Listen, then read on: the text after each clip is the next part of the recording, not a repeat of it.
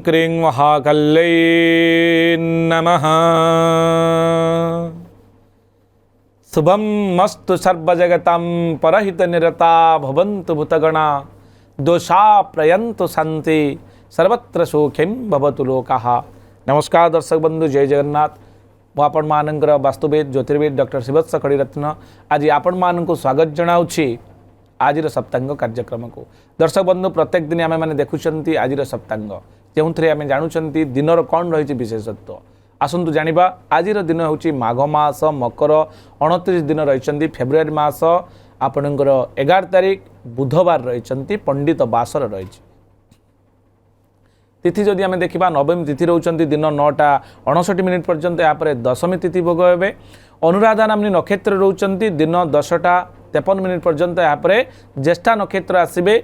राशिचक्र रे आपणकर चंद्रमांकर गति अनुसार आज विचारा राशि चंद्रमा रे 60 दंड अर्थात अहोरात्र पर्यंत आज चंद्रमा अवस्थान करुचंती। व्याघात जोग रही गर करण रही। आम जदि रविंकर अंशात्मक मान देखा जहाँकि संक्रांतिर रवि संक्रमण ठारू आज पर्यंत रेकर्ड करा जायछि। अंशात्मक मान अनुसार 27 अंश 44 कला 26 विकला पर्यंत रविंकर अंशात्मक मान जहाँ रेकर्ड करा जायछि। शुभ समय आम जब देखा चंद्र और शुक्रंर अवधि काल को आम शुभ समय साधारणतः कही था जहाँकि दिन 7:51 ରୁ 9:21 पर्यंत, दिन 11:38 ରୁ 1:09 पर्यंत एवं आउ एक शुभ मुहूर्त रही दिन 4:12 ରୁ संध्या 5:43 पर्यंत, संध्या 6:33 ରୁ रात्र 9:04 पर्यंत, रात्र 2:07 ରୁ 6:15 पर्यंत आपणकर शुभ समय रही अर्थात अमृत बेला। ए समय कौन शुभ कार्य आप आरंभ करने चाहूले करें। चंद्र शुद्धि क्यों व्यक्ति माने करेंगे, क्यों व्यक्ति मानकर चंद्र शुद्धि आसतु जानिनबा। मेष वृष सिंह तुला मकर राशि जो व्यक्ति विशेष रहिले सेमानकर चंद्र शुद्धि रही कौन शुभ कार्य से करें। घात चंद्र रही सिंह राशि कन्या राशि मकर राशि स्त्री मानकर पुरुष मान प्रोब्लेम नहीं स्त्री मानकर। एवं घात बार आम जो देखा जेहेतु आज बुधवार आपणकर कर्कट राशि आज घात बार रही आपणकर राहु काल रोचंती दिन 12:01 ରୁ 1:27 पर्यंत। अशुभ समय समय कौन शुभ कार्य आरंभ करूँ ना। काल बेला जदि आम देखा दिन 9:10 ରୁ 10:35 पर्यंत आपणकर काल बेला रोचंती। ए समय शनिंकर दिन बेला भोग समय को आम साधारणतः शनिंकर काल बेला बोली कही था। तेणु ए समय कौन शुभ कार्य आरंभ करूँ ना।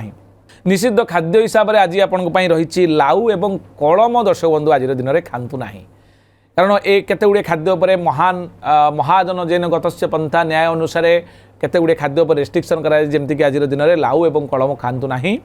जदि आपण परिवार कौन पिलाटी जन्मग्रहण करुच्ची ताले तार अनुराधा नक्षत्र विचारा राशि 17/8 हेब देवगण पिलाटी प्राप्त हेब न नि नु एवं ने अक्षर रे आपण नामकरण करें। दिन 10:53 पर जदि कौन पिला जन्मग्रहण करुँच ज्येष्ठा नक्षत्र विचारा राशि 18/8 राक्षसगण पिलाटी प्राप्त हेब दंतेन ओ कारे नो ज अंत्यस्त ज अंत्यस्त जरे हर्षिकारे जी एवं जू ए अक्षर नाम दे पारे।